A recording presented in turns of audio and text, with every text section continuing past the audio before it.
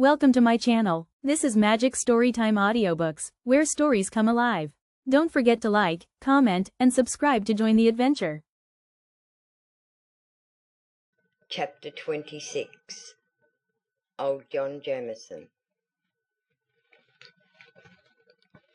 As I returned to the house I met my father. "Well, Ronald, what are you about?" he said in his usual gentle tone. "Nothing in particular, father," I answered. "Well, I'm going to see an old man, John Jemison. I don't think you know him. He has not been able to come to church for a long time. They tell me he is dying. Would you like to go with me?" "Yes, father, but won't you take Missy?" "Not if you will walk with me. It's only about 3 miles." "Very well, father, I should like to go with you." My father talked about various things on the way. I remember in particular some remarks he made about reading Virgil, for I had just begun the Aeneid. For one thing, he told me I must scan every line until I could make it sound like poetry, else I should neither enjoy it properly, nor be fair to the author. Then he repeated some lines from Milton, saying them first just as if they were prose, and after that the same lines as they ought to be sounded, making me mark the difference. Next he did the same with a few of the opening lines of Virgil's great poem, and made me feel the difference there. "The sound is the shape of it, you know, Ronald," he said, "for a poem is all for the ear and not for the eye. The eye sees only the sense of it, the ear sees the shape of it. To judge poetry without heeding the sound of it is nearly as bad as to judge a rose by smelling it with your eyes shut. The sound, besides being a beautiful thing in itself, has a sense in it which helps the other out.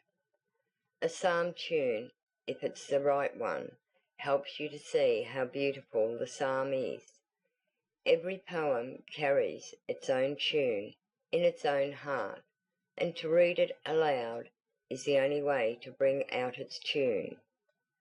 I liked Virgil ever so much better after this, and always tried to get at the tune of it, and of every other poem I read. "The right way of anything," said my father, "may be called the tune of it. We have to find out the tune of our own lives. Some people don't seem ever to find it out, and so their lives are broken and uncomfortable thing to them, full of ups and downs and disappointments, and never going as it was meant to go."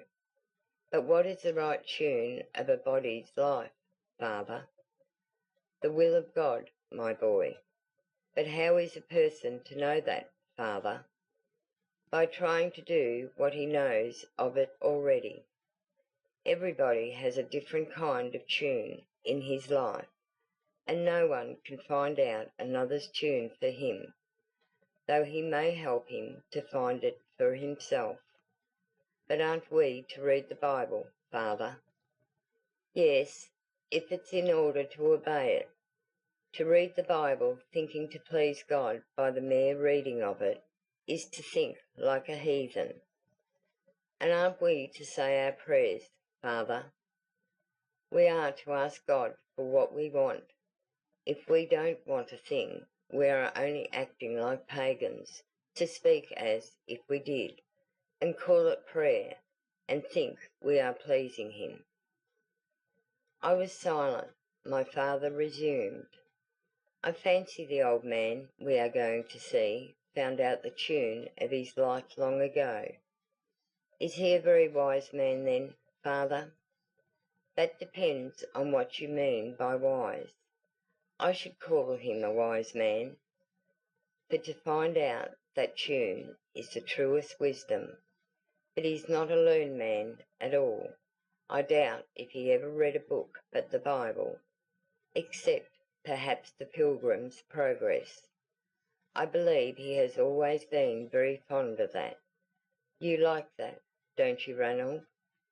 I've read it a good many times, father, but I was a little tired of it before I got through it last time. But you did read it through, did you, the last time I mean? Oh yes, father. I never like to leave the loose end of a thing hanging about. That's right, my boy, that's right. Well, I think you'd better not open the book again for a long time. Say 20 years at least. It's a great deal too good a book to let yourself get tired of. By that time I trust you will be able to understand it a great deal better than you can at present. I felt a little sorry that I was not to look at the Pilgrim's Progress for 20 years, but I am very glad of it now. We must not spoil good books by reading them too much, my father added. It is often better to think about them than to read them, and it is best never to do either when we are tired of them. We shall get tired of the sunlight itself, beautiful as it is. If God did not send it away every night, we're not even fit to have moonlight always. The moon is buried in the darkness every month, and because we can bear nothing for any length of time together, we are sent to sleep every night, that we may begin fresh again in the morning. I see, father, I see, I answered. We talked on until we came in sight of John Jemison's cottage. What a poor little place it was to look at, built of clay, which had hardened in the sun till it was just one brick. But it was a better place to live in than it looked, for no wind could come through the walls, although there was plenty of wind about. 3 little windows looked eastward to the rising sun, and one to the south. It had no more. It stood on the side of a heathy hill, which rose up steep behind it, and bending round sheltered it from the north. A low wall of loose stones enclosed a small garden, reclaimed from the hill, where grew some greens and cabbages and potatoes, with a flower here and there between. In summer it was pleasant enough, for the warm sun makes any place pleasant, but in winter it must have been a cold, dreary place indeed. There was no other house within sight of it. A little brook went cantering down the hill close to the end of the cottage, singing merrily.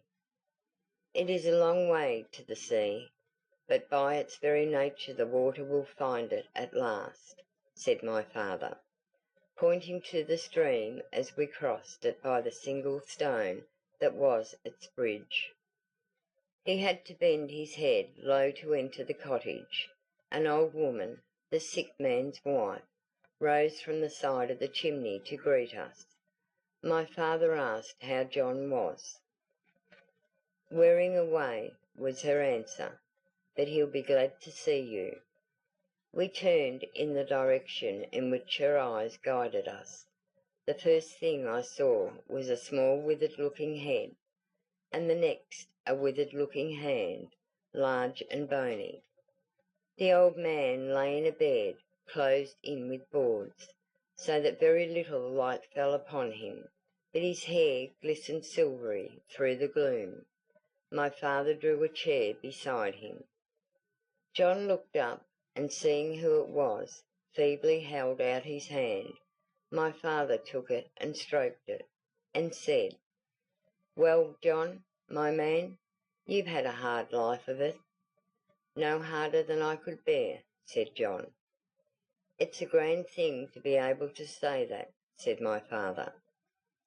"Oh, sir, for that matter, I would go through it all again, if it was his will, and willingly. I have no will but his, sir." "Well, John, I wish we could all say the same. When a man comes to that, the Lord lets him have what he wants. What do you want now, John?" to depart and be with the Lord. It wouldn't be true, sir, to say that I wasn't weary. It seems to me, if it's the Lord's will, I've had enough of this life. Even if death be a long sleep, as some people say, till the judgment, I think I would rather sleep, for I'm very weary. Only there's the old woman there. I don't like leaving her. But you can trust God for her too, can't you? It would be a poor thing if I couldn't, sir. Were you ever hungry, John? Dreadfully hungry, I mean. Never longer than I could bear, he answered. When you think it's the will of God, hunger doesn't get much hold of you, sir. You must excuse me, John, for asking so many questions. You know God better than I do, and I want my young man here to know how strong the will of God makes a man, old or young. He needn't care about anything else, need he? There's nothing else to care about, sir. If only the will of God be done, everything's all right, you know. I do believe, sir, God cares more for me than my old woman herself does, and she's been as good a wife to me as ever was. Young gentleman, you know who says that God numbers the very hairs of our heads? There's not many of mine left to number, he added with a faint smile, but there's plenty of yours. You mind the will of God, and he'll look after you. That's the way he divides the business of life. I saw now that my father's talk as we came had been with a view to prepare me for what John Jemison would say. I cannot pretend, however, to have understood the old man at the time. These words have often come back to me since, and helped me through trials pretty severe, although, like the old man, I have never found any of them too hard to bear. Have you no child to come and help your wife to wait upon you? My father asked. I have 10, sir, but only 3 are left alive. There'll be plenty to welcome me home when I go. One of the 3's in Canada and can't come. Another's in Australia and he can't come. But Maggie's not far off, and she's got leave from her mistress to come for a week. Only we don't want her to come till I'm nearer my end. I should like her to see the last of her old father, for I shall be young again by the next time she sees me. Please God, sir, he's all in all, isn't he, sir? True, John. If we have God, we have all things, for all things are his and we are his. But we mustn't weary you too much. Thank you for your good advice. I beg your pardon, sir. I had no intention of speaking like that. I never could give advice in all my life. I always found it was as much as I could do to take the good advice that was given to me. I should like to be prayed for in the church next Sunday, sir, if you please. But can't you pray for yourself, John? Yes, sir, but I would like to have some spiritual gift, because my friends asked it for me. Let them pray for more faith for me. I want more and more of that. The more you have, the more you want, don't you, sir?